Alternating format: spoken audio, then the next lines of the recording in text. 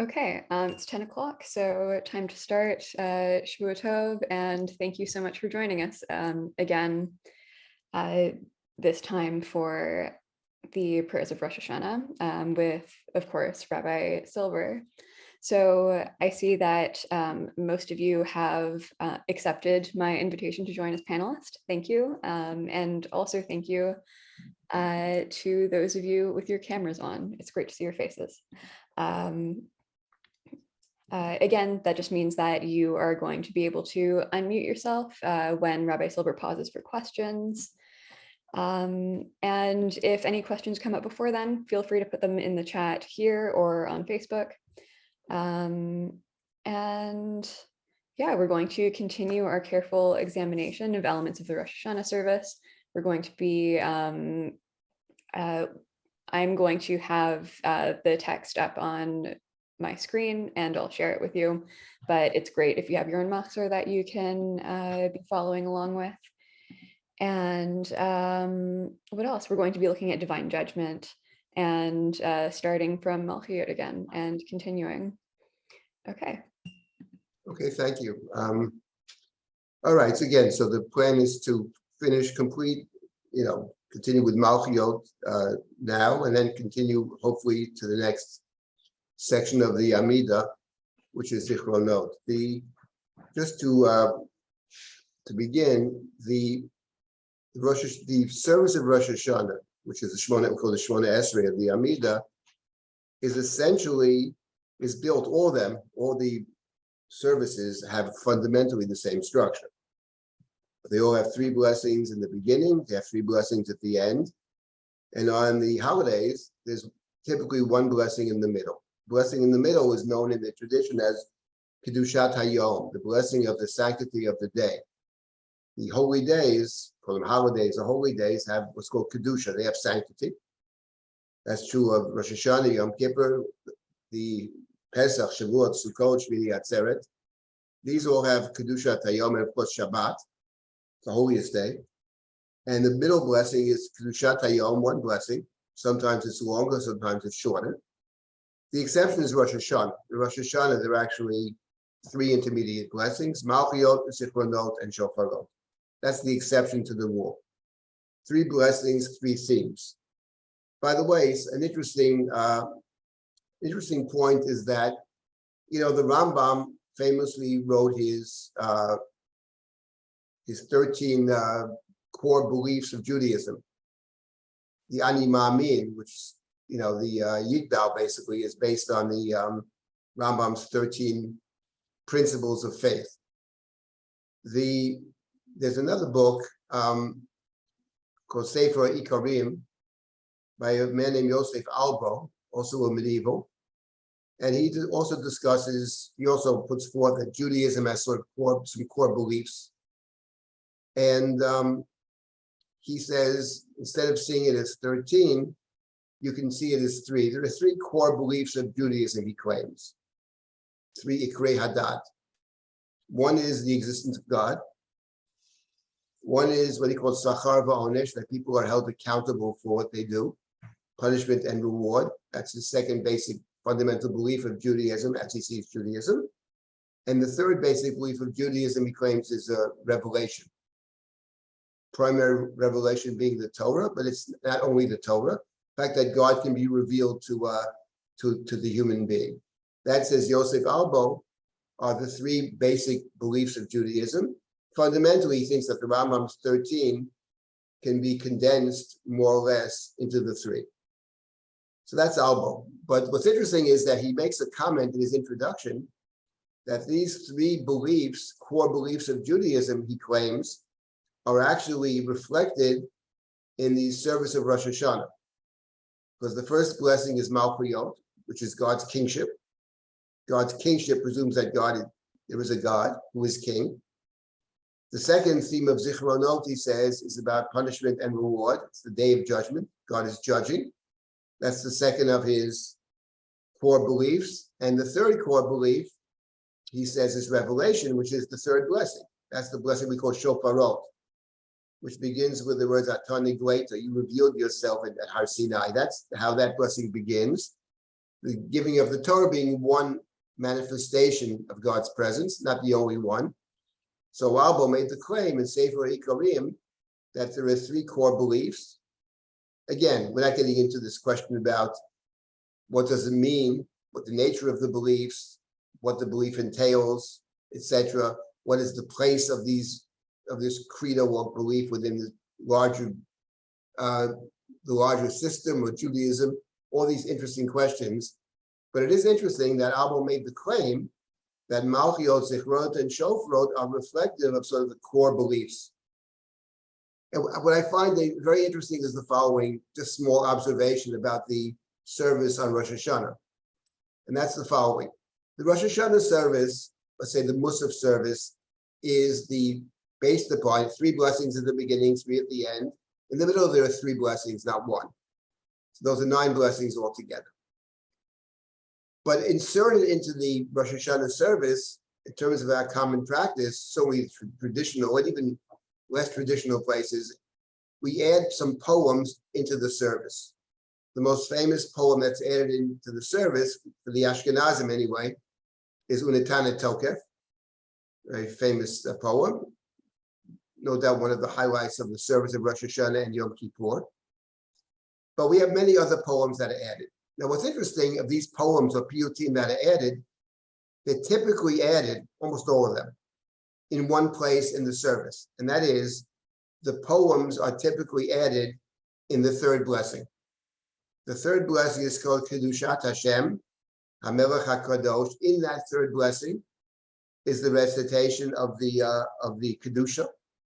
So around the Kedusha, which is the praise of God by the angels, and paralleled by the human praise, around the Kedusha, in that 3rd blessing of HaMelech HaKadosh, we have all of these songs and all of these poems that are added. And different communities recite fewer or more of these piyutim.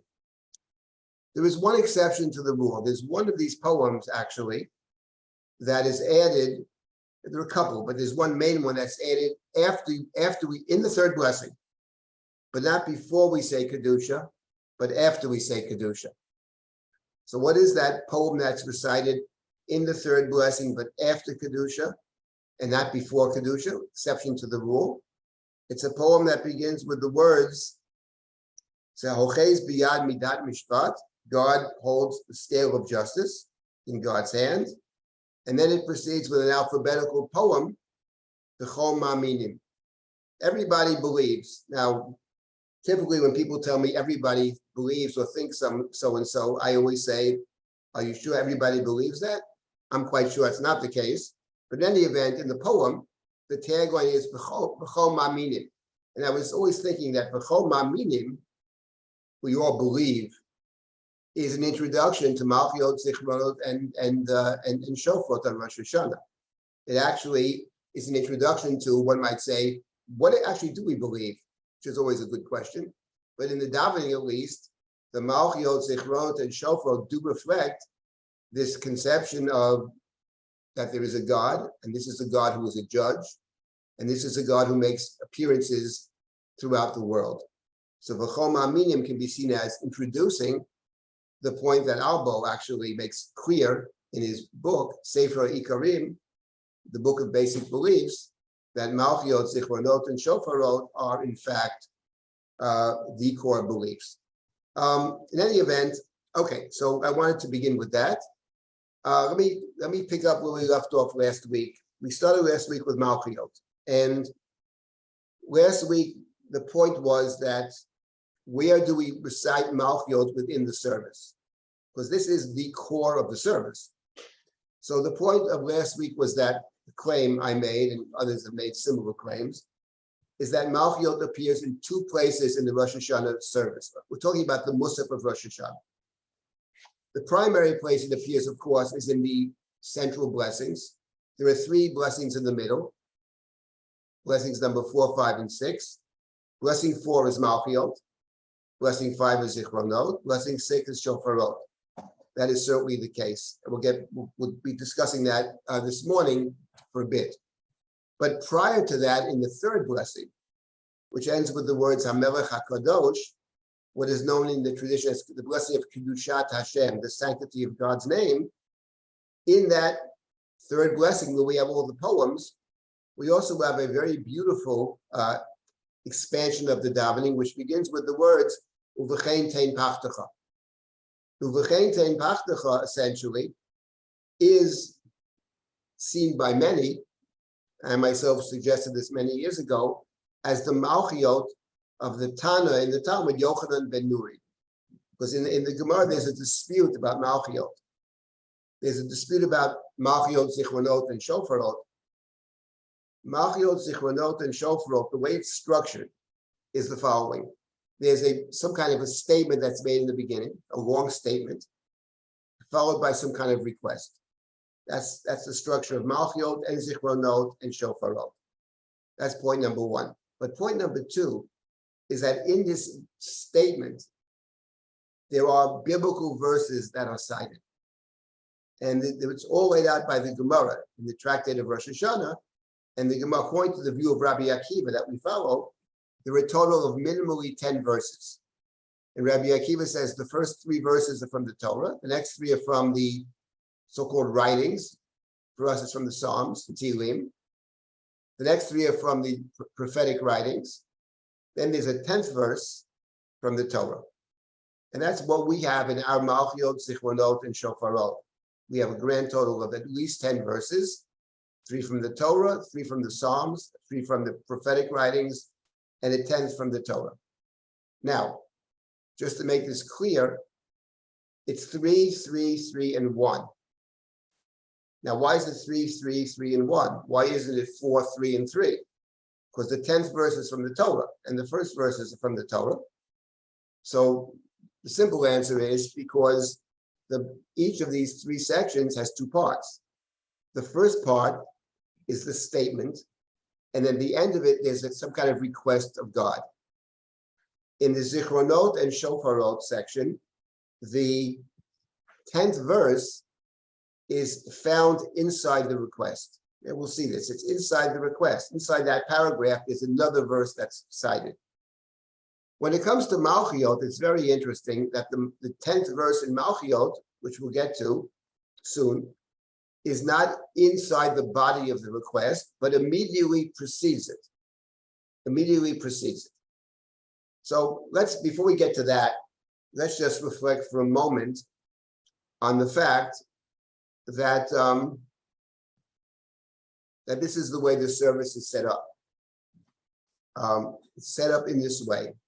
And let's say, for example, in contrast to the service of Yom Kippur. The service of Yom Kippur, which maybe we'll get to discuss next time, one more class, but service of Yom Kippur is totally different than Rosh Hashanah. The service of Rosh Hashanah, the main theme of Rosh Hashanah is the kingship of heaven, God's kingship.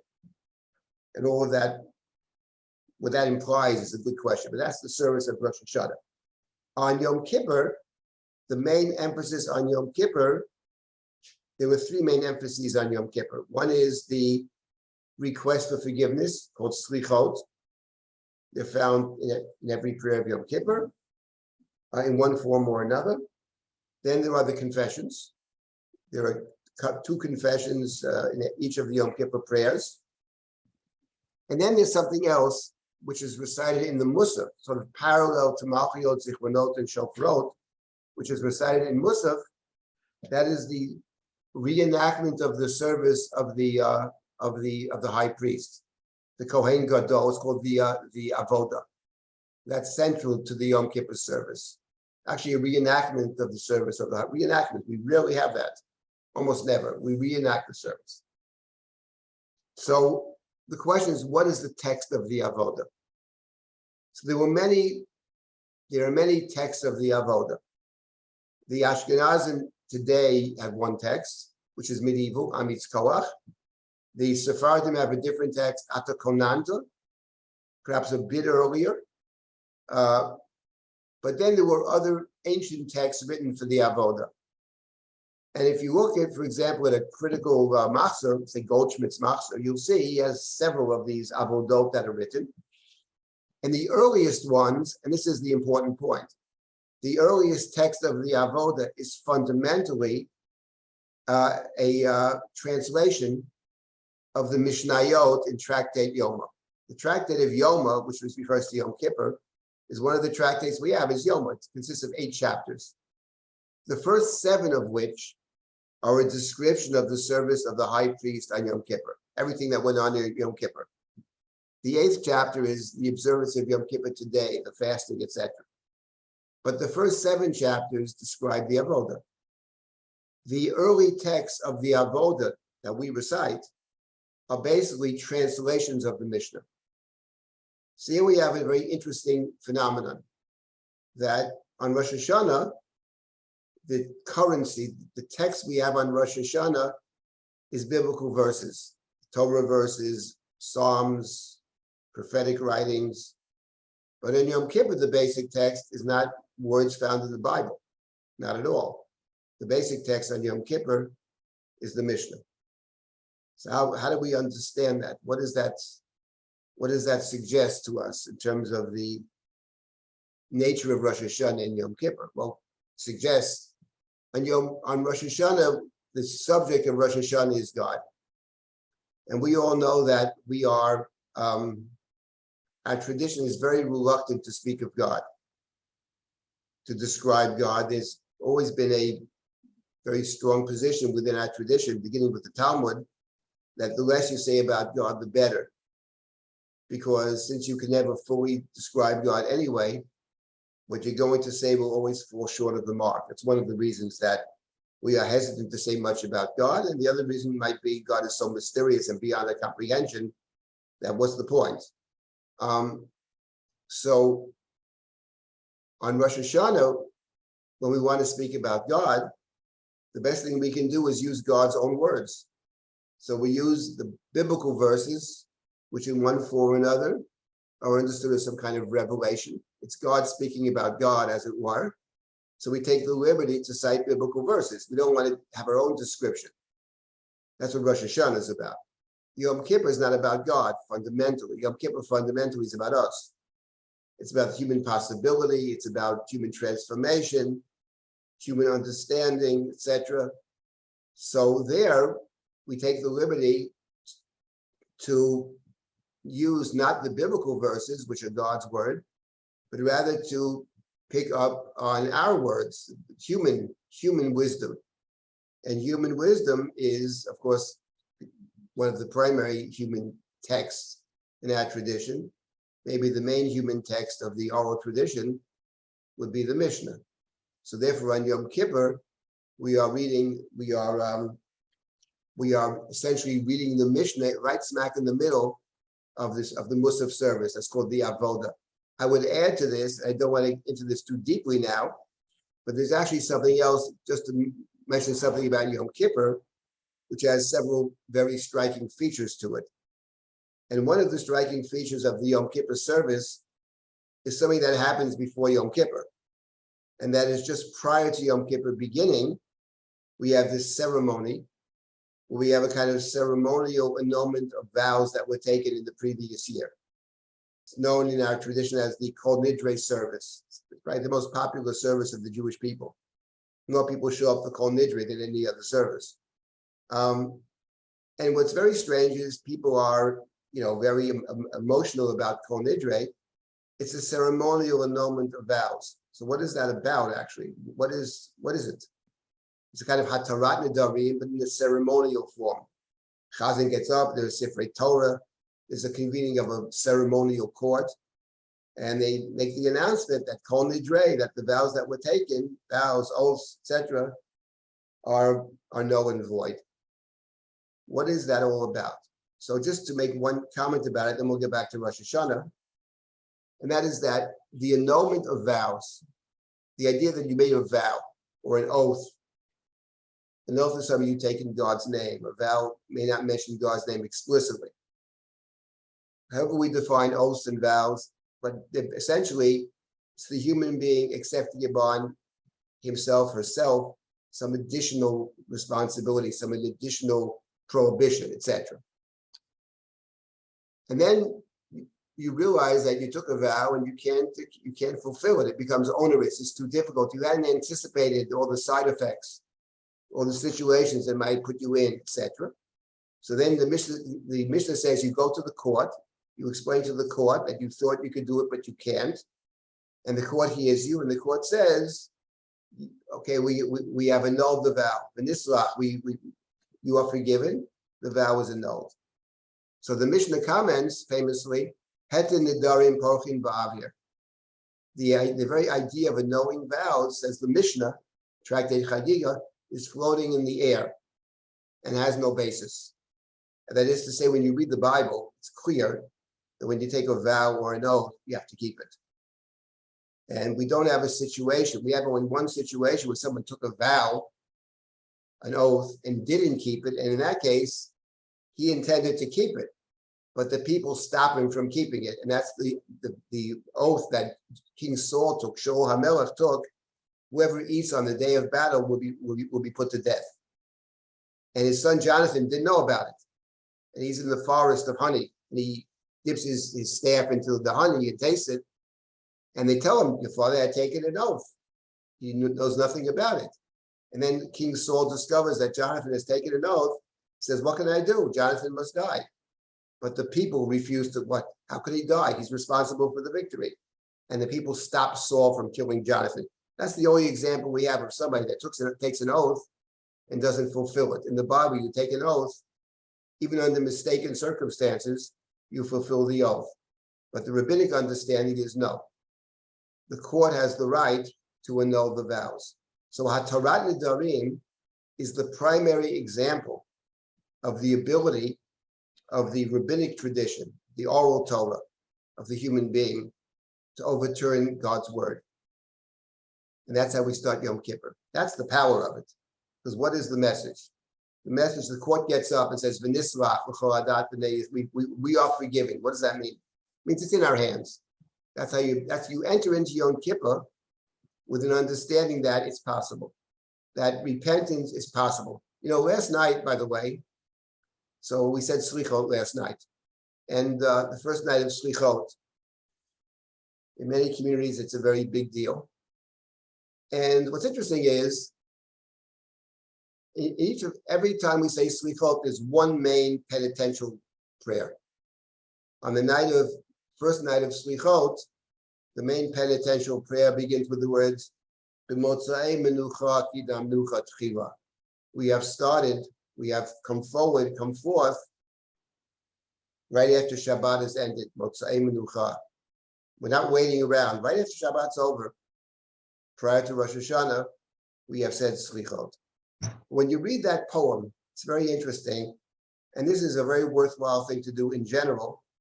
And this is not a difficult poem. Some of the poems are incredibly hard to understand. This is an easy one. And there's one main theme within the Slicha that we said last night, of the Motzai Menucha. What is the main theme? Anybody know what the main idea of the Slichos, the first night of Slichot? The Motzei Shabbat, the Saturday night.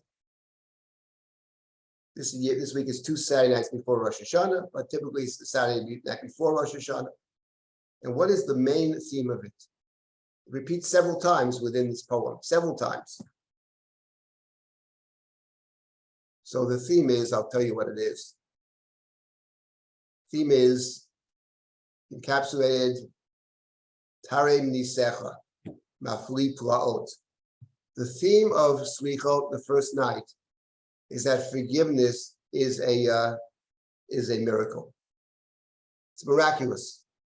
Now, why is forgiveness miraculous? That's how we start Slichot. It talks about God's miracles. God is mafli. God does nisim. God does miracles and wonders. Because in point of fact, actually, what the Slicha is saying is the obvious truth. How can you change the past? You did what you did. Okay, you feel bad about it. Okay, I'm sorry you feel bad about it. It's good you feel bad about it, actually, but how does that change reality? You can't really change the past. So how do you, for the most part, you can't change it. What happened, happened. You can learn from it, you can move forward. But how do you achieve forgiveness?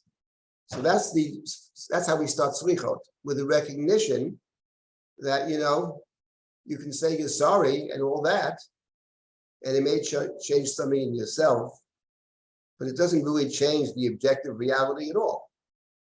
So therefore, we implore God. So forgiveness is a miracle. Forgiveness is an act of grace, I would say. And that's the theme, and you open up your slichot book and you read it, and you'll see straight out, it's very clear.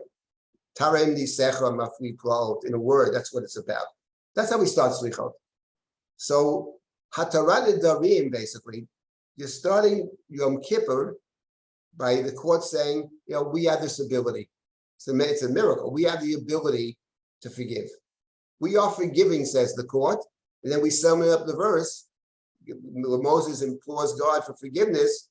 Vayomer Hashem salachti kidvarecha. God, I forgive as you say. And the Kol Nidre service means, as the court says.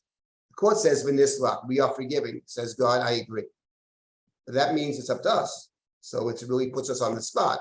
Listen, it's up to you. If you want to move forward, go ahead. If you don't want to move forward, it's not going to happen. So that at least is the thinking, or the message as we begin Yom Kippur. It's more complicated than that, and maybe next time we meet about Yom Kippur, I'll talk about that, because it is more complicated, because there are multiple messages on Yom Kippur. But that's one of them, and that's important to realize that we have the ability to do something, because if you really feel you can't do it, then often you, in fact, can't do it. That's Yom Kippur. Rosh Hashanah is different. Rosh Hashanah is not about forgiveness directly. There's no confessions. There's no penitential prayers. God's kingship.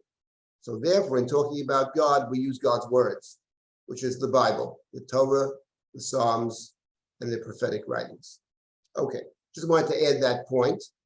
Before we continue with Malchiot, I hope we get to Malchiot. I have several other things to say about it, but let me stop here for a moment to take any comments or questions.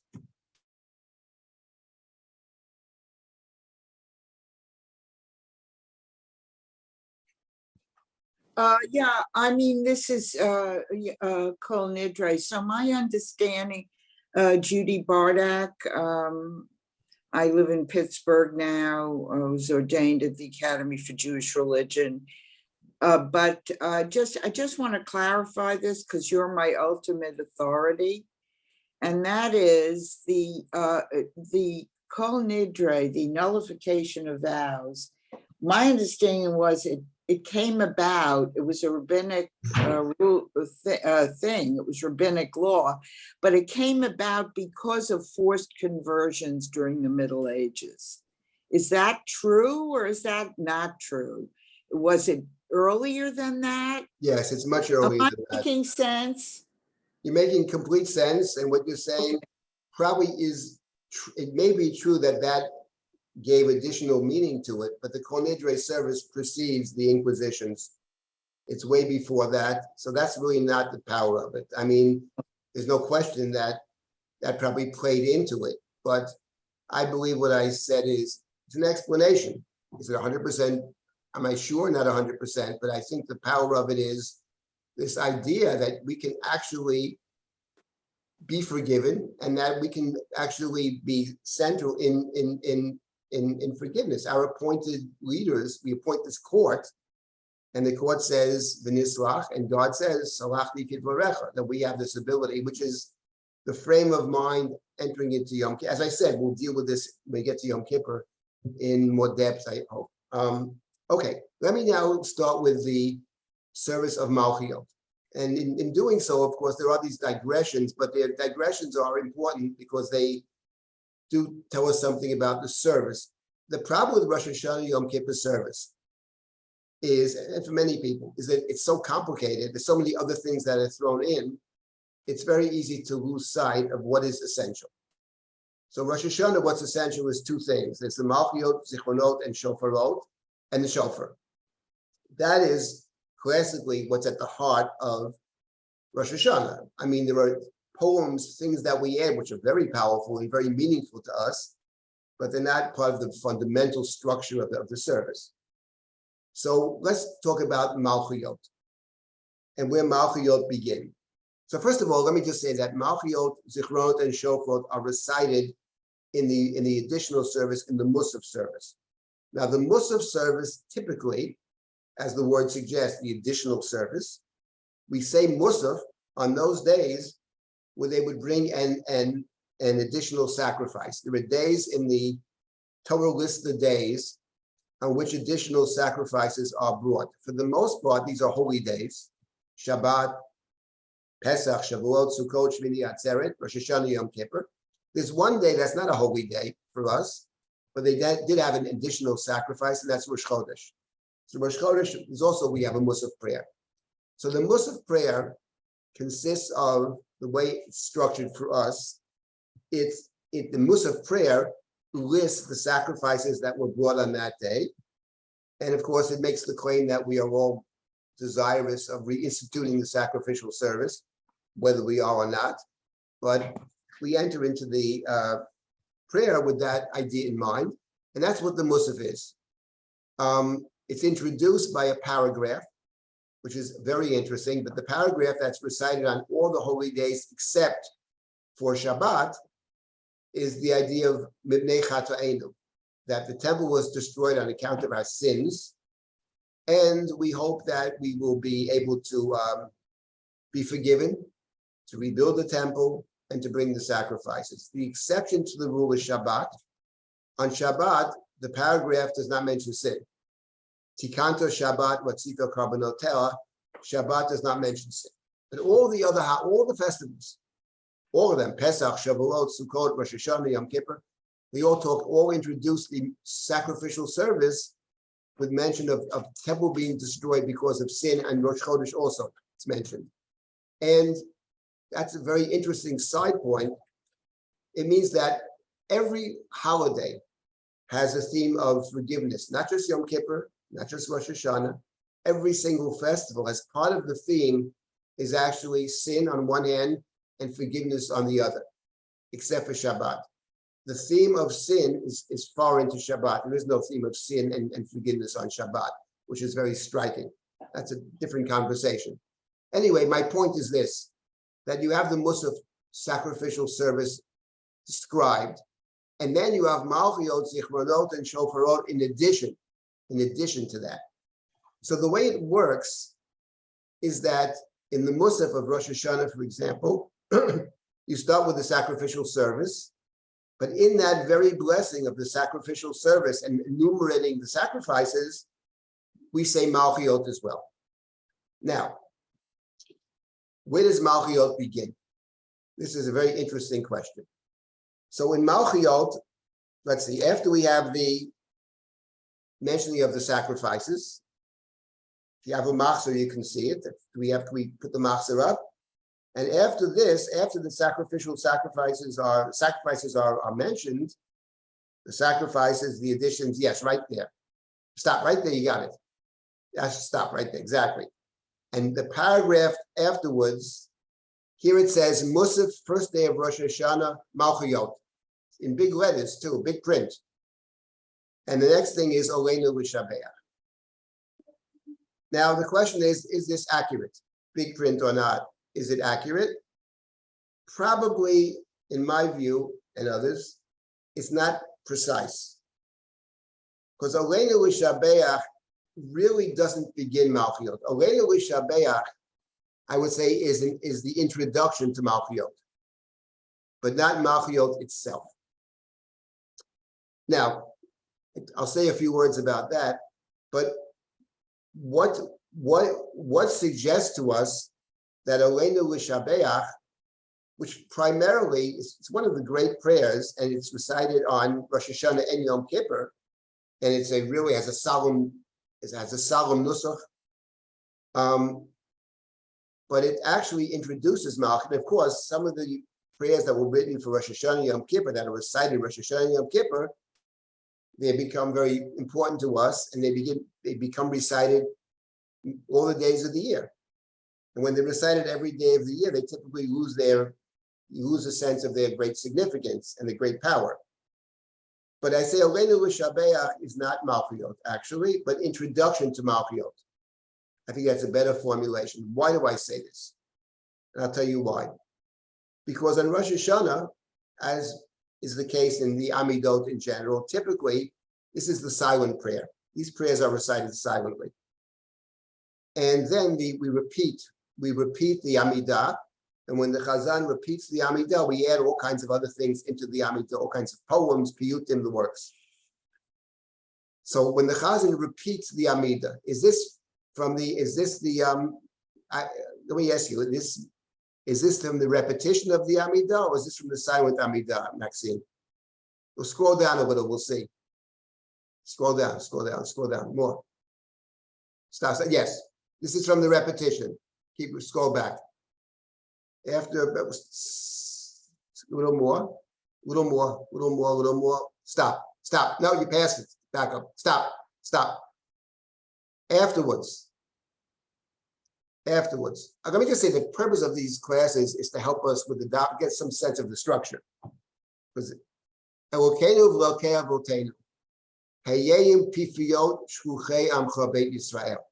there's a prayer, and a very beautiful one.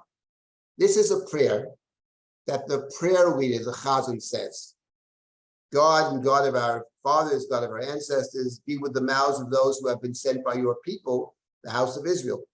So the Chazan is talking about himself, essentially, right? The Chazan is saying, I've been sent to be a Chazan. And basically, right, you have to teach us what to say. Hore Masha Yomeru, right?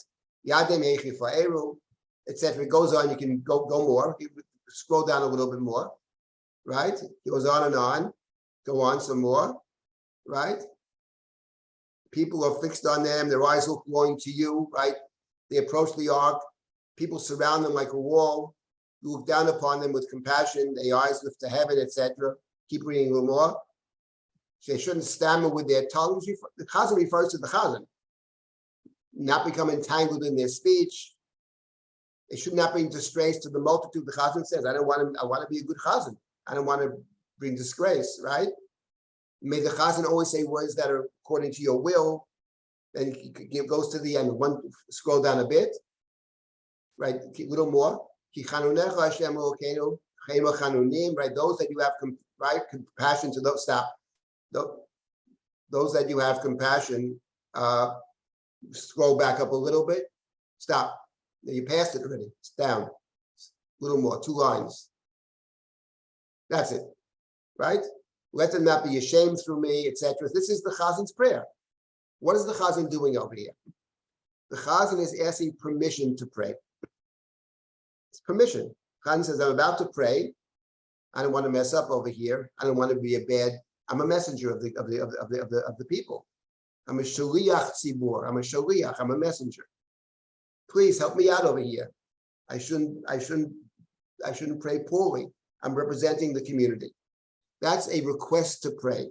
So one of the interesting features of Rosh Hashanah Yom Kippur is the Chazan on several occasions is asking permission to pray. Now let's scroll down to the next thing. What's next? Stop. A new paragraph, a new poem. I hope in the Almighty. I implore God's presence. I ask God to grant me eloquent speech in the congregation of the people, that I might sing of God's might. The arrangement of thoughts belong to human, but only from God, scroll down, only from God comes eloquent speech. Keep going. My master, open my lips, and my mouth shall declare your praise. Hashem svatay titacha fi'agitu atecha. May the words of my mouth be acceptable before you, God, my rock and my redeemer. What is that paragraph? What is the Chazan doing over here? Answer, asking permission to pray. So one question could be, why does the Chazan ask permission to pray twice? It's davening once. Why are there 2 requests to pray? There are 2 requests to pray. You ever wonder about that? Chazan added 2 Rishayot over here, back to back. So let me just say a couple of words about the request to pray. The Chazan's about to pray. Now, first of all, this is not before the Chazan starts the Amidah. On Yom Kippur, by the time you get here, the Chazan's been davening for an hour and a half. The Sanat Tokef, you name it, the Kedusha, Homa, the works. So what are you asking permission to pray? You've been praying for the last hour or so. What? That's one question. Why ask permission to pray here? That's number one. But number two, why are there two of them? Actually? So let me say something about that. First, why there are two? There don't have to be two. But the two of them strike me as very different. First of all, of the two of them, one of them is the main request to pray, and one is secondary. The main request to pray, I'm talking about the Ashkenazic right now. The Sephardim may have a different way of doing it, but the Ashkenazi, the main request to pray is the second paragraph, which begins with the words Ochilo La'el. And you know that because of the Nusach.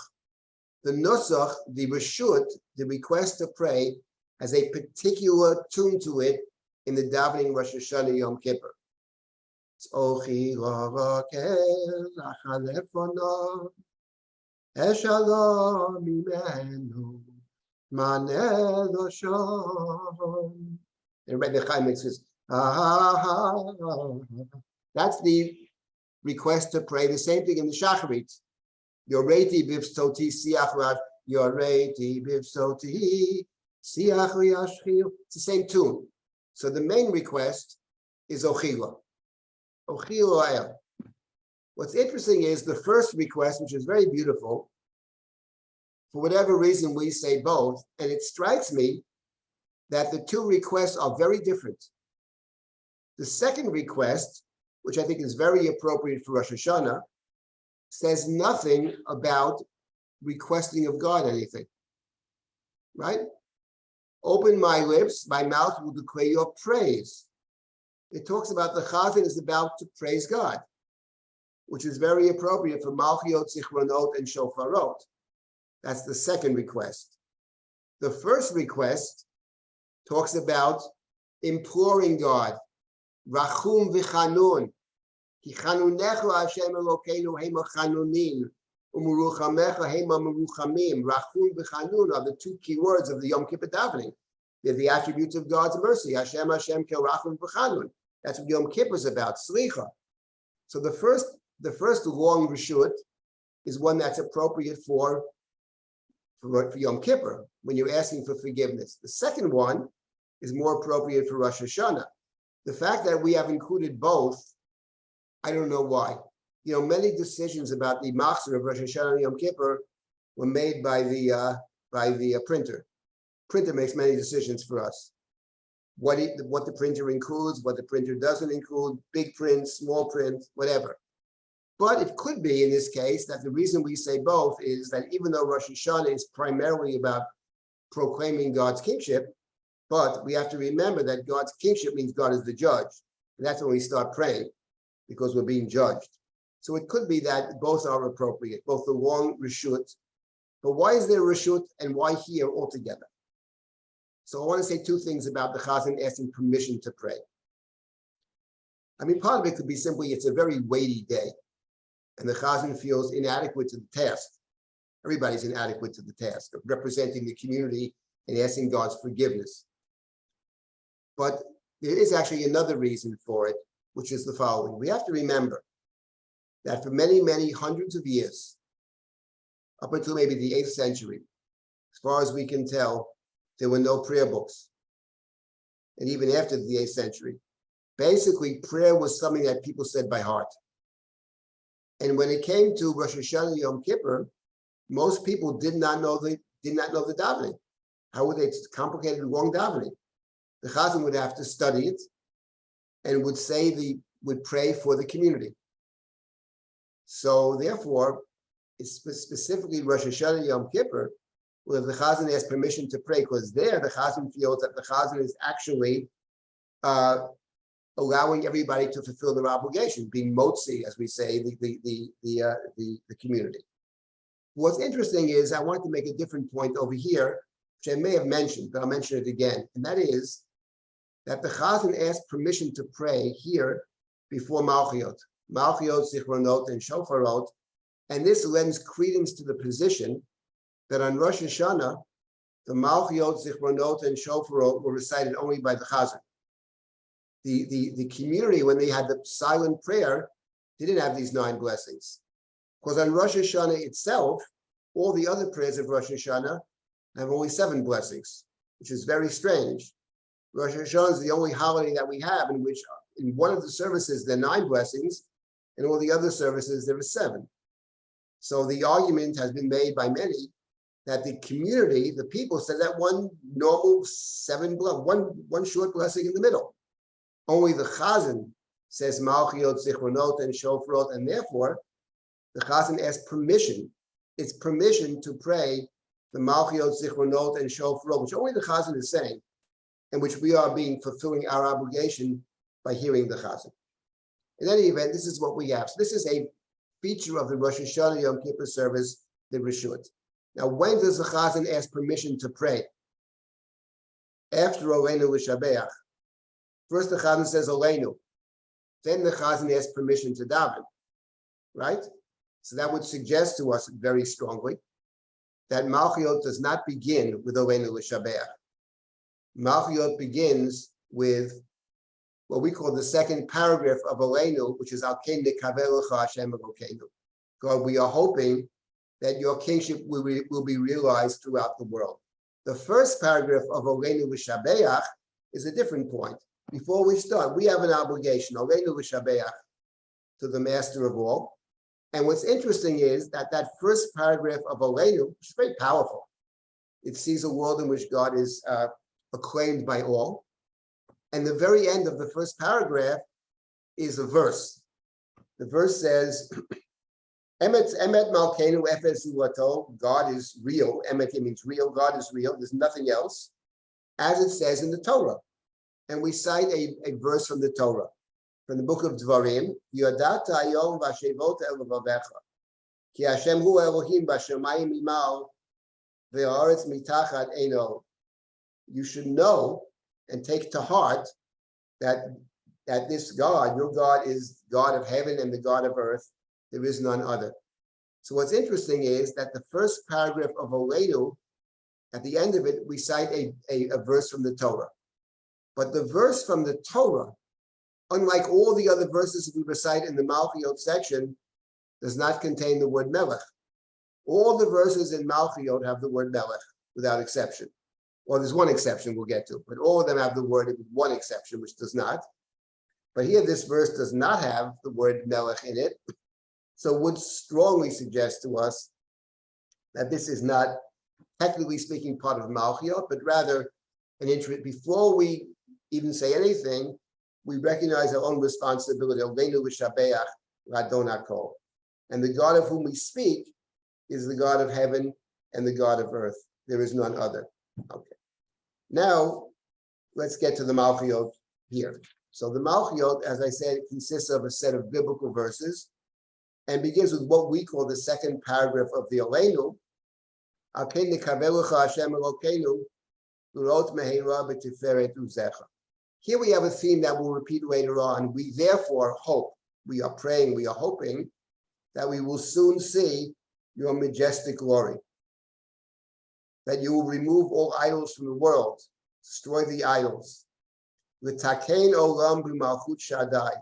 Here we have the word tikkun olam. Actually, in some of the other manuscripts, it's l'takein with a kaf, to establish God's kingship on earth. God's kingship on earth. And the wicked will turn to God. All the other people will cry out in your name, Ikru B'Shmecha, etc. This is this picture that we have that someday God, everybody will accept God's kingship, as it says in your Torah. And now we begin at the end of this paragraph to recite the biblical verses. And the first verse is Hashem Yimloch Yolam Va'ed. Hashem Yimloch Yolam Va'ed. That's the first verse, right? Kakotubot, right there. Hashem Yimloch. Now the question is, when we look at our service, it's always important to find where the verse is from. So Hashem Yimloch Yolam Va'ed is found, it's towards the very end of Shirat Hayam, the Song of the Sea. The verse there, the context is God, we say, God, bring us across the river, bring us across the water, and you will establish, Tiviyemo v'tita'emo, you will set us up and establish us and plant us in your holy mountain, Machon l'shivtecha, the place of your dwelling, Mikdash Hashem Korani Yodecha, the temple that your hands will build. Hashem Yimloch Yolam Va'ed, God will reign forever. So the context of it is the building of God's temple. And God's temple, God's palace on earth, God's kingdom on earth. God's kingdom on earth in the Song of the Sea is related to God's temple on earth. Hashem Yimloch Yolam Va'ed. And that actually is a central theme, a central thought and a central theme of the Rosh Hashanah service, God's kingdom on earth. There is there's God in the heavens. Jacob saw the ladder in the heavens. Angels going up and down the ladder, that's God's temple above. That's the heavenly Jerusalem. And Jacob promises to build earthly Jerusalem. So that's the first verse over here. Hashem Yimloch Yolam Va'ed. And now, according to the instructions given by the Talmud, we have 3 verses from the Torah, and they have to contain the word Melech. So the next 2 verses contain the word Melech. We scroll down a little, the Ne'emar, and now we have another verse. This is taken from the prophecy of Bilam, right? Shem Elokav Imo, God has said, Bilam, God is with his people. Utruat Melech Bo. Here they translate, the love of the king is among them, the Trua. The love of the king is, that's Rashi's interpretation. Trua means Re'u, to love. Rashi said it. Could mean the sound of the horn, the sound of the king is amongst them. Here they translate the love of the king. And then the 3rd verse, Vahi Bishun Melech. This is from the blessing of Moshe in Zot HaBracha. And God was king in Yeshurun. With the gathering of the heads of the people, the tribes of Israel were united. So the text interprets Vahi Bishurun Melech to refer to God. These are the 3 Torah verses, okay? So as if it's saying God shall reign eternal, but God has already been present amongst Israel. That's Bilam's prophecy. And then Moshe says, when all the people gather together, be Yeshurun is Israel. When the people gather together, come together, they proclaim God as king. These are the first three verses, all taken from the Torah, all have the word Melech. Now remember, in each of the sections, there are 10 verses. So there's 3, 3, 3, and 1. So let's now find the 1. What is the 4th verse that speaks of God's kingship from the Torah? First 3 are from the Torah, next 3 are from the prophets, the Psalms, then the prophets. And then we have one from the 10th verse from the Torah. Now, where is the 10th verse? Let's scroll ahead and find the 10th verse from the Torah. Now, Divrei Kodesh is the Psalms. Go ahead. Your holy writings is the Psalms. Keep going down. Dei Avodecha Neviim is the prophetic writings. Now stop. Uvetatzit. Uvetoratcha katuv leimar. Shema Yisrael.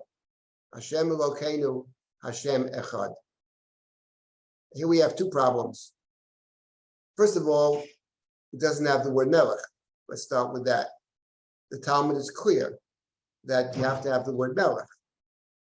We don't have the word Melech over here. Now, there's a good reason we don't have the word Melech. You know what the reason is? It's a very simple reason, actually. If you think too deeply, you won't get it. So it's because there is no other verse in the Bible that has the word Melech, referring to God as king, outside of the 3 that are cited. So therefore, we are stuck. So therefore, we have to import a different verse that doesn't have the word Melech, that has the theme of God's kingship, and that is the Shema Yisrael, which the Mishnah calls, what is the mitzvah of the Shema? How does the Mishnah define Shema? What do we do when we say Shema? Kabbalat O Malchut Shamayim, the acceptance of the yoke of heaven. O Malchut Shamayim. So Shema is defined by the Mishnah. The recitation of the Shema is accepting God's kingship. So we understand that Shema doesn't have the word Melech, but it's good enough because it has the idea of Melech. Now, let me just digress for 1 minute and make the following observation. You know, it's true that Shema does not have the word Melech in it. And what choice do they have? So they go to second best and take the Shema. But you have to remember that these rules, for example, that you need the word Melech, the rabbis made them up. the rules are essentially created by the rabbis. So when they created these rules, all the rules about which verses are good enough for Malchiot, Zichronot, and Shofarot. We get to Zichronot, hope we get there, and we'll see that these rules are, the rabbis have certain rules, but those who wrote the prayers didn't always follow exactly the rules. So my point is that one could make the argument, I would make the argument, that it was set up in such a way, Shema is not, what could we do? We need to import the Shema. I would say that the Shema probably was central to the thinking of those who set up the prayers. They understand very well that if you require the word Melech, you only have 3. But they knew that to begin with. And nonetheless, V'toratcha katuv leimar, Shema Yisrael, Hashem Elokeinu, Hashem Echad. That's the first point. But the second point is something very interesting, which is the following. In the structure of the Malchiot, Zichronot, and Shofarot, the 10th verse from the Torah is always embedded in the paragraph we make a request. So, for example, Shema is the exception. This Malchiot is the exception, because Shema Yisrael is recited before the request. The request is the next word. So, what's our request? Reign over the whole world in your glory. On and on. Very beautiful prayer. The key word in the prayer, by the way, is the little word kol, all. Reign over the whole world, all of it. Hinasi al kol haaretz. Hofa ba'adar gonuzecha al kol yoshvei tevel artzecha. Yeda kol pu'o ki ato pi'ato. Yavim kol yitzur ki ato yitzato. Yimar kol asher nishama bi'apo. Universal. But the point is, but the Shema is not in the middle of the paragraph. The Shema precedes the paragraph. In the Zichronot and Shofarot, it's in the middle. And the reason for that, I think, is that the request is Melocha kol olam kula b'chodecha. God, reign over the whole world. But we don't feel we can make that request. I'm praying for you to do something. You should do this, And then, and you say to me, I should do that. Let me ask you a question. Do you do it? Before you give me all your lectures, what I should be doing, what are you doing? So before we tell the whole world to accept God's kingship, it's inappropriate unless we first say, something, we are accepting the kingship of heaven, which is the Shema.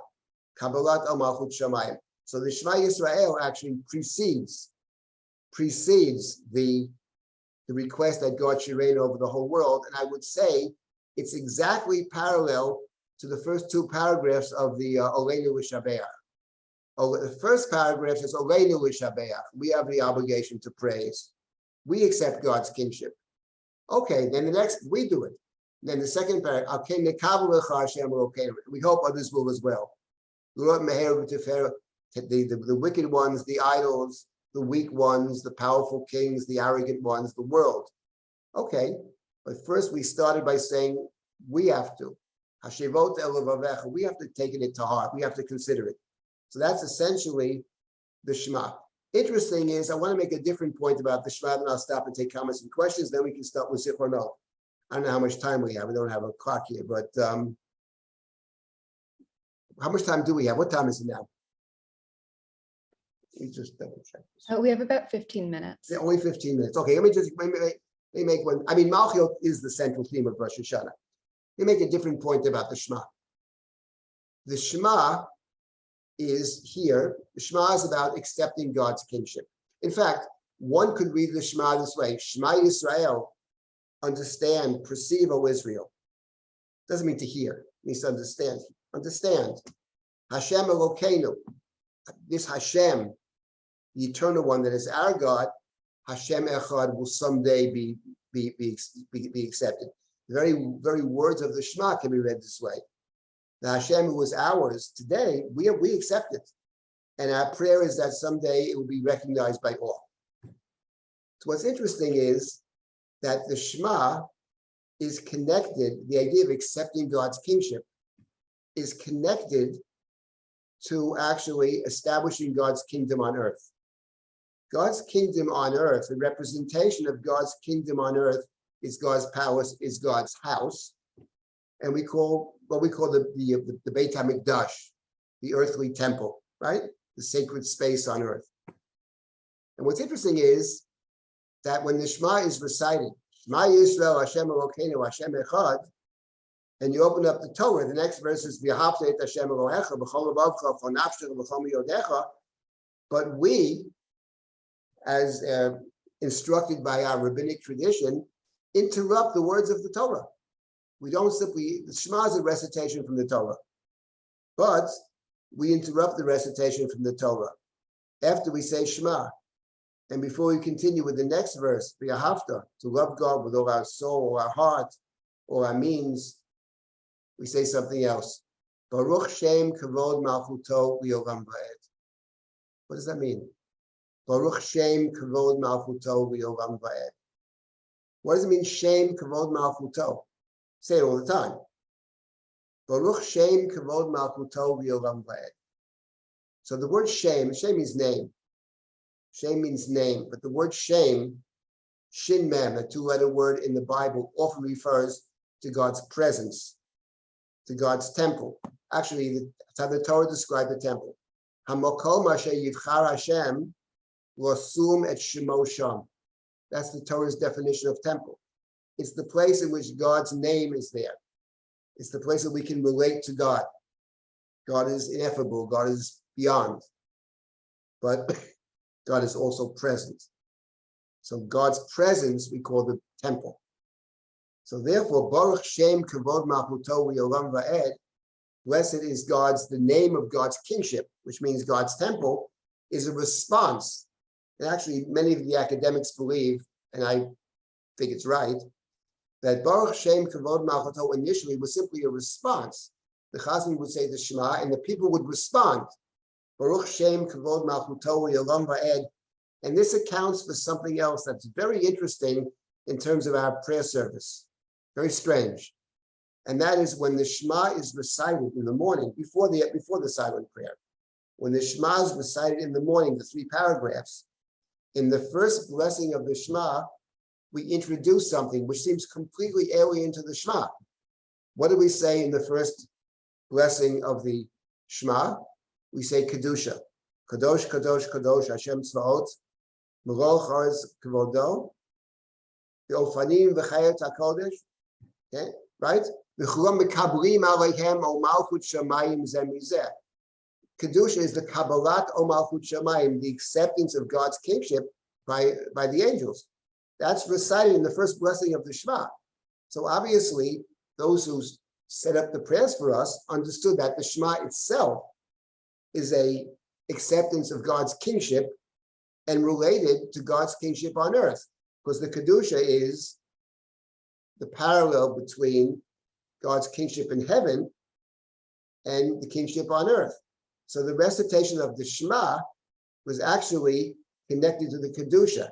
And I would add something else, that on the holy days, in the Musaf service, we say Shema inside the Kedusha, right? In Kedusha on Shabbat, in Musaf, Shema Yisrael Hashem Elokeinu Hashem Echad, Hu Eloheinu Hu Avinu Hu Malkeinu Moshienu, Hu Yashir B'racham of Sheni T'Leinei Kol Chai, L'yot Lachem Elohim, and then we say Ani Hashem Elohechem.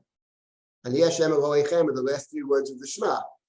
So in a sense, we said the whole Shema. It starts with Shema Yisrael, and we say it in the Kedusha. Yes, I'm familiar with the theory that the gods came around and the Jews couldn't say Shema in the morning because the censors would come by and they would check. So we had to wait till Musaf. Somehow they always left before Musaf. I don't know why these people always left before Musaf. If I were a censor, if I were a god, I would have stayed for the Musaf because then you have Kiddush afterwards. So I don't know why they left before Musaf. So this is I mean, there may be some truth to it. I think it may be, if it's true, it's not sufficient.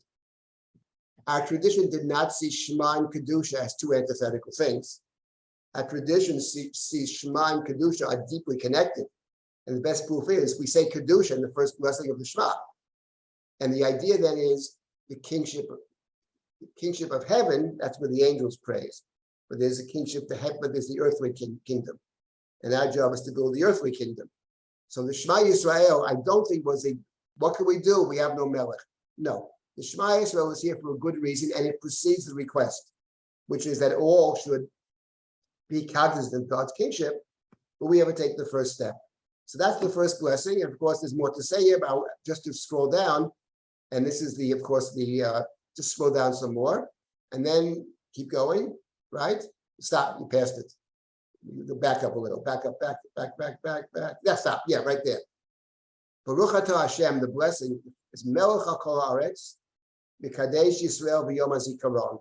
God is King of the earth, who sanctifies Israel in the day of remembrance. Rosh Hashanah in the davening is called Yom HaZikaron. So we are combining Malchiot with the blessing of the day, which can mean only one thing. At the core idea of Rosh Hashanah is God's kingship. And if we ask ourselves the question, what does that mean for us that we proclaim God King? What does that suggest? So I mentioned this last time. It suggests many things, but one of them is to see ourselves differently in this world. It's not our world. We are strangers and sojourners in God's world. We put it to serve and to do God's bidding, right? As it says in the prophetic writings, Isaiah said it. I created all for my own glory. That's the Haftorah for the first parasha of the Torah Bereshit. It's for me, says God. You are here to be Mekadesh me and sanctify my name through your behavior. You bring credit and glory to God. That's the theme of Rosh Hashanah, and it invites us to see ourselves walking in this world in a different way, I think, than we typically see ourselves. Okay, so I took more time than I thought it would take for Malchiot. Let me say a few words but before I say a few words about Zichronot, I'll take some comments or questions at this point, and then we'll have a few minutes to talk briefly about Zichronot. Yeah. Yes. You know, when you speak about Ochila La'el, that's really the Chazan asking for permission and to be heard for the community. Yes. And when he finishes with Yehu L'Ratzon and P, that's something we always say. And I think that is his personal prayer, that his davening for himself or whatever will be heard. First, it's that he be heard for the community, but he ends, as we always do, that God hear us. Let me say two things to you, Tova. Two things. First of all, not only does he say the last verse that he always says, but the verse before that is Hashem Svatai Tiftach Ufi Agiti Latecha. So that's the first thing we say before we pray. So Right. he's saying both the first and the last things that we always say in the Amidah. That's Right. one thing. Let me say something else to you, which is the following thought. Many years ago, before 9/11, I was in flying for some reason, some conference down in Texas. And it was pouring like crazy, terrible weather, thunder, lightning. And I actually walked in, I think Dvora was with me, we were together. We walked into the cockpit, believe it or not, walked right into the cockpit, the pilot was there, different world. And I said, he said to me, I said, you're gonna fly? He says, I'm gonna wait. I said, I'm really glad because we got a plane load of people. And he said to me something I never forgot. He says, forget about the people. I'm worried about myself. And that to me was very important. I was very happy to hear it. Mhm. And I think on Rosh Hashanah, what I'm saying is, there's the Chazan is we in the community. The Chazan is hopefully bringing our prayers and getting us to think more deeply in such a way that, but the Chazan prays for the Chazan.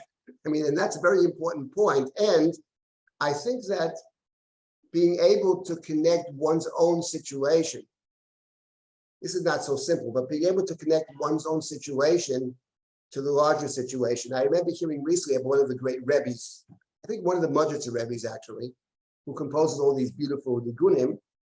I'll get to that at the end of the session. I want to talk about that, but that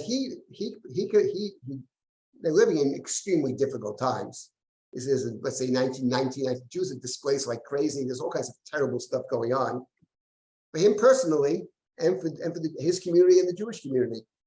And the idea that he, in his own prayers, he sees his own suffering, but he also he feels the suffering of other people, and he's able to connect that. He's able to connect his own suffering to the larger suffering, to see himself as part of something bigger than himself, which doesn't negate the fact that he's also a person. He's praying for himself. I think that's one of the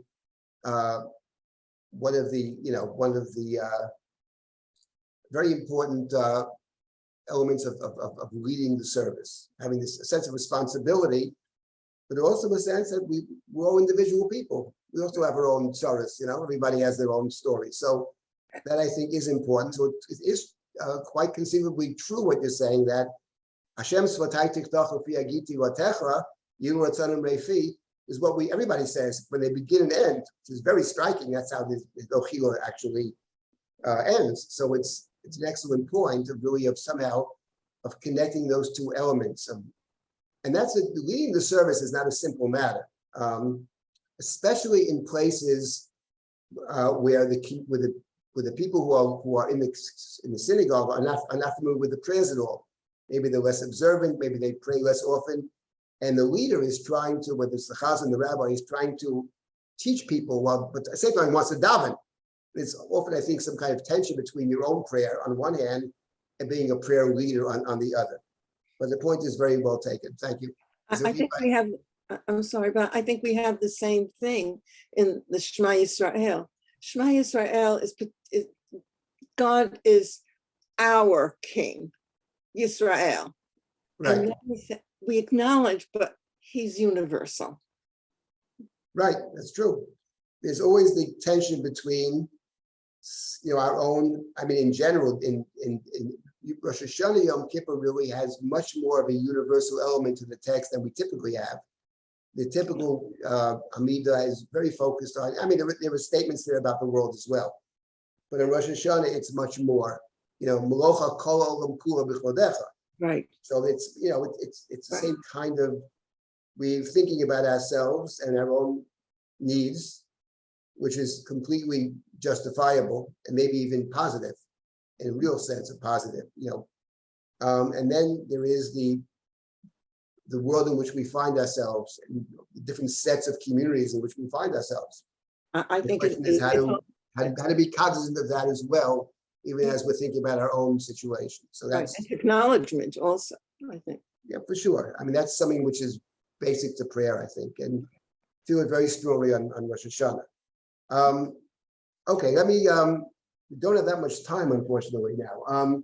Maybe in Yom Kippur, the last session about Yom Kippur, I will try to bring in some of the Rosh Hashanah themes, because there is the theme of request on Rosh Hashanah as well. The shofar is both the plain sound, we call it the tekiah, and there's also the broken sound. So the broken sound is understood by our tradition to be a cry. So that we are crying on Rosh Hashanah, but we're crying in response to something. I would say we suddenly find ourselves standing before a king who's also a judge. That's the zichronot, and we see ourselves as unprepared for this, for the judgment. And we suddenly realize that we don't even know what to say. We don't have the words. So the shofar is basically a very deep prayer. We don't yet have the words. We have a sense. Sometimes I feel that something's not right. You ask me what's wrong. I don't know exactly what's wrong, but I have a bad feeling. I'm very anxious about something.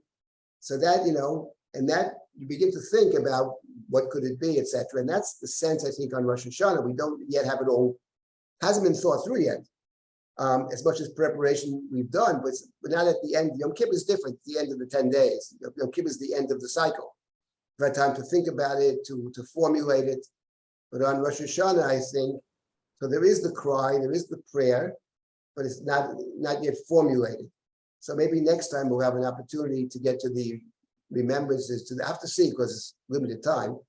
I did want to mention one thing in terms of Rosh Hashanah and Yom Kippur, that we've been working at Risha to produce a series of podcasts on the text of the service and the nigunim coming out of the Hasidic world. There were six of these altogether, 3 of Rosh Hashanah and 3 Yom Kippur. A lot of the music, some music may be familiar to some of you.